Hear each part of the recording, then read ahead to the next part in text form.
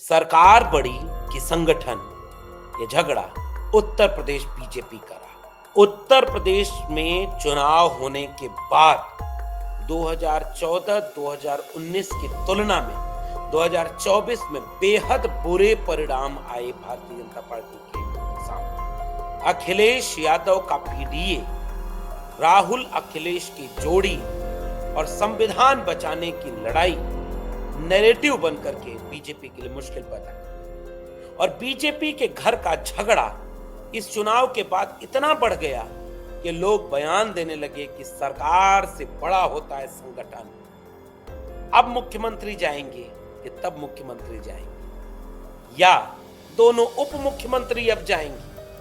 झगड़ा बढ़ता गया, बीजेपी को अंदरूनी कलह के चलते नुकसान बढ़ता गया।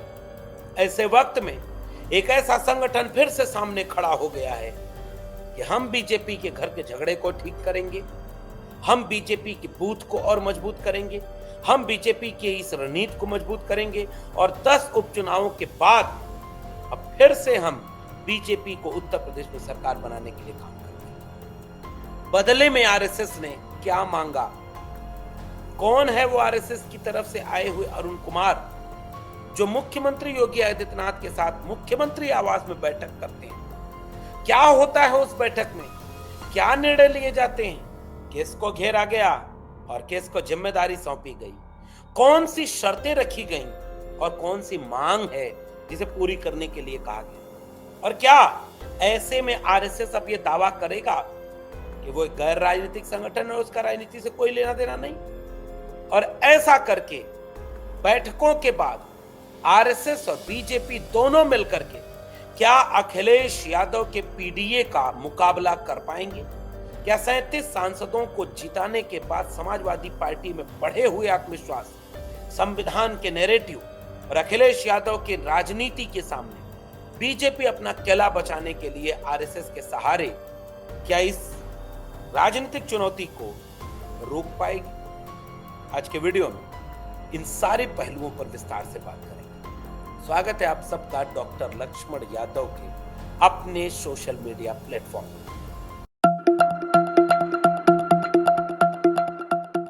तो फिलहाल उत्तर प्रदेश जो पूरे देश की राजनीति का एक बड़ा केंद्र बना रहता है, उस उत्तर प्रदेश में भारतीय जनता पार्टी की सरकार है और भारतीय जनता पार्टी के एक बड़े चेहरे के पोस्टर बॉय के रूप में योगी आदित्यनाथ मुख्यमंत्री हैं। अयोध्या, मथुरा, काशी तीनों उत्तर प्रदेश में है। प्रधानमंत्री नरेंद्र मोदी 2014 से लेकर अब तक उत्तर प्रदेश की अहमियत को समझते हुए उत्तर प्रदेश से चुनाव लड़ते हैं। लोकसभा की 80 सीटें उत्तर प्रदेश में होती हैं और बीजेपी की राजनीति का केंद्र है बना उत्तर प्रदेश, जिसका उदाहरण इस बात के रूप में आप समझ सकते हैं कि 2014 में उसमें लगभग 73 सीटें बीजेपी जीतती है और उसके बाद 2019 में भी लगभग 65 सीटें बीजेपी के पास रहती हैं। 2024 में आते आते वही बीजेपी उत्तर प्रदेश में बुरी तरह से हारती है और उसमें बड़ी भूमिका समाजवादी पार्टी और कांग्रेस के गठबंधन की होती है, अखिलेश यादव के पीडीए की होती है और बीजेपी का अंदरूनी कलह बढ़ता चला जाता है। झगड़े जो घर के थे 2017 में उत्तर प्रदेश सरकार में बीजेपी की वहां पर एंट्री होती है और उस समय से झगड़ा एक शुरू हुआ कि मुख्यमंत्री कौन, योगी आदित्यनाथ बनाम केशव प्रसाद मौर्य, या बहुत तरह के झगड़े चलते चले आते हैं। और ऐसे में यह 2024 का चुनाव उस झगड़े को, उस पूरी सियासत को कई गुना बढ़ा देता है। 43 सीटें ऐसी जो बीजेपी हार जाती है और 7 सीटें तो ऐसी हैं जिस पर ऐसे समीकरण हैं कि माना जाता है कि हरवा दिया गया। तो बीजेपी लगभग 50 सीटों पर उत्तर प्रदेश में बुरी तरह से पीछे चली गई। उसके प्रति लोगों का रुझान नहीं रहा। जब हार का मूल्यांकन बीजेपी ने करना शुरू किया तो एक मूल्यांकन यह भी आया कि क्या बीजेपी के अंदरूनी कलह ने उनको भारी नुकसान पहुंचा दिया है।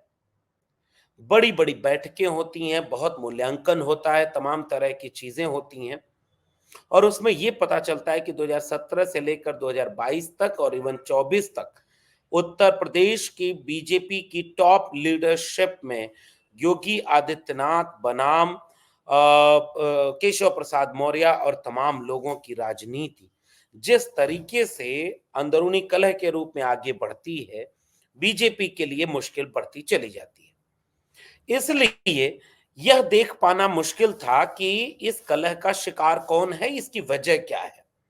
बीजेपी अपने अंदरूनी कलह से इतना परेशान और इतना मजबूर होती है कि वह दिल्ली से लेकर लखनऊ तक के लोगों की रेस शुरू हो जाती है कि कौन इसका कारण है। मुख्यमंत्री को बदल दिया जाए या उप मुख्यमंत्री को बदल दिया जाए, मंत्रिमंडल बदल दिया जाए। बहुत तरह के सवाल और बहुत तरह की चिंताएं बीजेपी के सामने आने लगती हैं और उसी समय एक यह भी प्रयास, यह भी बहस विश्लेषकों, राजनीतिक विश्लेषकों और चुनावी गुणागणित को समझने वाले लोगों के बीच में आती है कि क्या आरएसएस ने बीजेपी का साथ नहीं दिया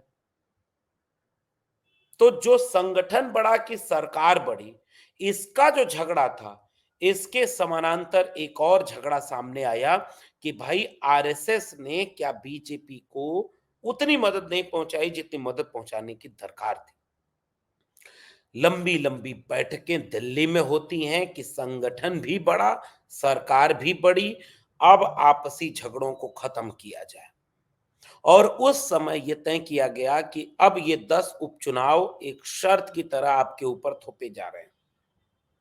इन 10 के 10 उपचुनाव में अगर आप बेहतर प्रदर्शन नहीं कर पाते हैं, तब मूल्यांकन किया जाएगा कि अब आपकी राजनीति को कैसे देखा समझा जाए।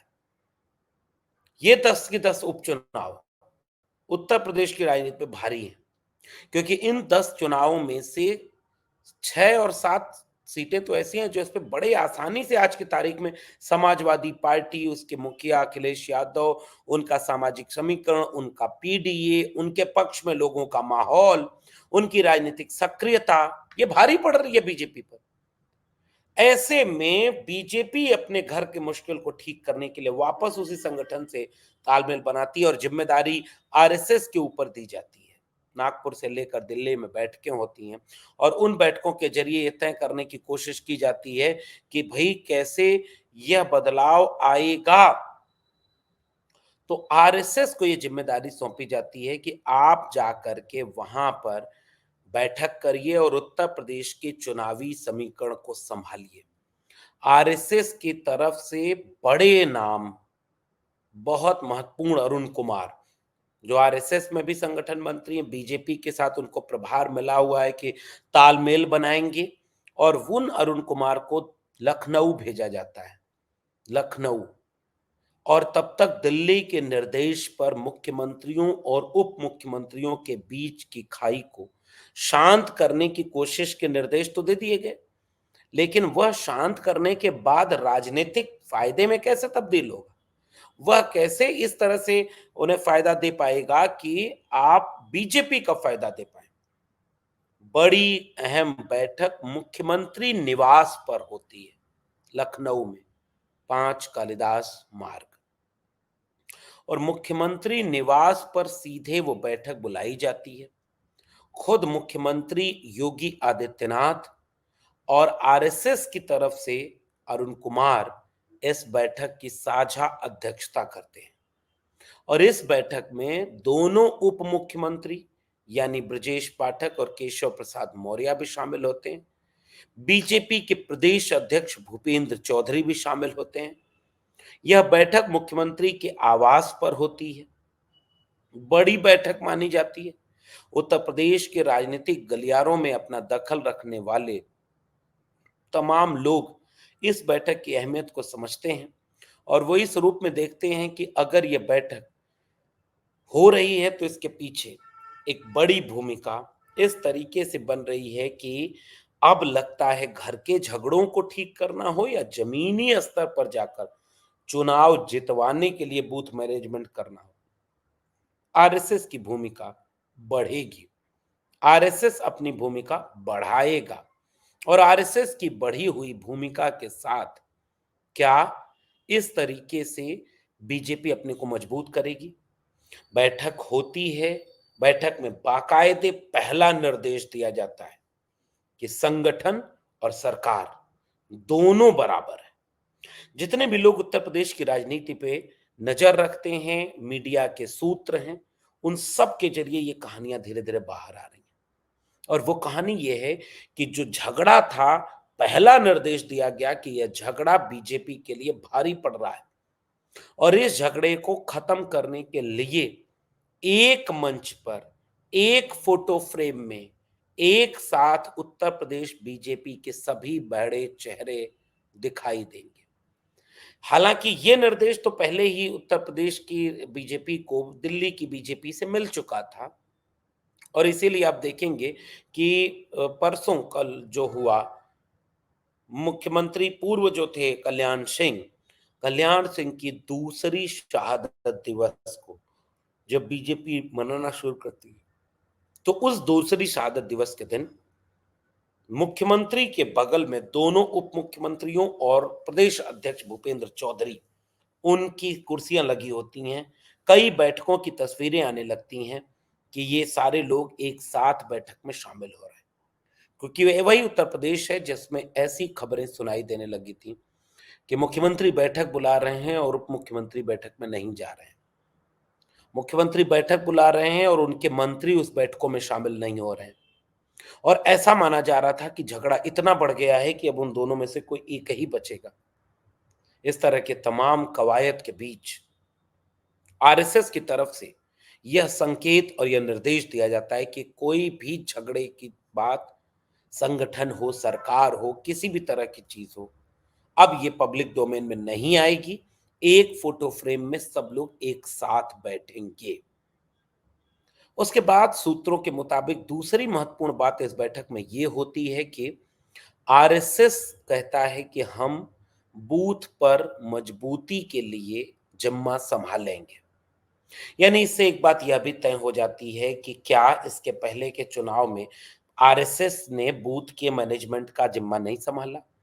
क्या इसके पहले की बैठक या चुनावों में क्या आरएसएस ने अपनी भूमिका कम कर ली थी? हम अभी थोड़ी देर बाद इसका विश्लेषण करेंगे कि आरएसएस और बीजेपी का रिश्ता क्या है। लेकिन इस बैठक में दूसरा बहुत महत्वपूर्ण निर्णय ये लिया गया कि अब आरएसएस जमीन पर बीजेपी को मजबूत करने के लिए काम करेगा। शर्त यह भी रखी गई कि आरएसएस के लोगों को संगठन और सरकार में जगह व्यवस्थित मिलने लगे। कई बोर्ड और कई निगम हैं जिनमें बीजेपी के लोग हैं, लेकिन अब उसमें आरएसएस के लोगों को मौका दिया जाए, उनके लोगों को सुना जाए, उनके लोगों को अहमियत दी जाए, उनके लोगों को ताकत दी जाए और आरएसएस के लोग बीजेपी को ताकत देने के लिए जमीन पर उस एजेंडे को ले चलेंगे जो एजेंडा भारतीय जनता पार्टी सरकार का होगा। ये इस तरह की बैठक के कुछ बहुत महत्वपूर्ण बिंदु उभर के सामने आते हैं। एक तरफ गुट बना हुआ था भूपेंद्र चौधरी का, दूसरी तरफ गुट बना हुआ था एक डिप्टी सीएम ब्रजेश पाठक का, तीसरी तरफ गुट सबसे मजबूत जो था वो केशव प्रसाद मौर्य अपना गुट बनाए ही हुए थे, संगठन बढ़ा के सरकार, और योगी आदित्यनाथ मुख्यमंत्री हैं। आरएसएस ने कहा कि ये सारे गुटों को खत्म करके अब एक रणनीति बनेगी। अगर ये नहीं हुआ तो अखिलेश यादव का पीडीए और कांग्रेस और सपा का गठबंधन, ये सब मिल करके बड़ा नुकसान करेंगे बीजेपी का और बीजेपी के खिलाफ जनता में एक तरह से वैसे ही माहौल बना हुआ है। उस माहौल का लाभ अगर समाजवादी पार्टी उठा लेती है और इसी 10 उपचुनाव में से 7-8 सीटों पर उपचुनाव अगर सपा जीत गई और अगर सपा ये उपचुनाव जीत गई तो ऐसे में क्या होगा, यह बड़ा दिलचस्प सवाल है। और इस सवाल को समझने और एहतियातन इस सवाल से बीजेपी को बचाने के लिए आरएसएस ने जिम्मा ले लिया है। तो आरएसएस ये वही संस्था है जो आज तक गैर राजनीतिक होने का दंभ भरती रही है। आरएसएस नागपुर की वह संस्था है जो कहती है कि उसका राजनीति से कोई रिश्ता नहीं, लेकिन वही आरएसएस बीजेपी से बीजेपी को अपनी राजनीतिक पार्टी के रूप में स्थापित कर रही है। ये वही आरएसएस है जो केंद्र में नरेंद्र मोदी की सरकार हो, अटल बिहारी की सरकार हो या प्रदेशों में बीजेपी की सरकारें हों, उनको मजबूत करती है, अपना कैडर वहाँ ट्रेंड करती है, उन्हें बीजेपी में भेजती है। अपनी विचारधारा को जो वहाँ पर प्रैक्टिस कर रही होती है, उसको बीजेपी की सरकार से लागू कराती है। अपने गाँव के लोगों को जहाँ ट्रेंड करती है आरएसएस, वहाँ उनको चुनाव आने पर बीजेपी को वोट माँगने के लिए लगा देती है। गाँव के बूथ-बूथ से फीडबैक आरएसएस के कर्मचारियों से निकलवाती है और वहाँ लोगों को भिजवाती है। सरकार में बैठे लोग उस फीडबैक से चुनाव जीतने का समीकरण साधते हैं।